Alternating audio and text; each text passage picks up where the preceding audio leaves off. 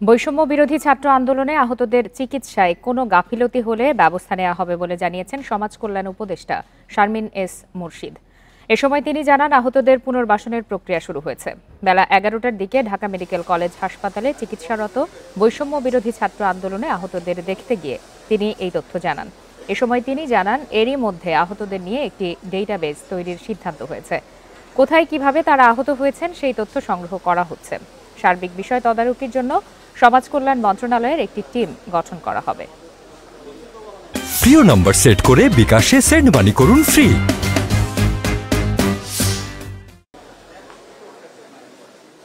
অনেক বাচ্চারা মানসিকভাবে আক্রান্ত হয়েছে, অনেকে তাদের কর্মজীবন হারিয়ে ফেলেছে, অনেকের পরিবার নিঃস্ব হয়ে গেছে, কারণ এই ছিল একমাত্র তাদের উপার্জনকারী।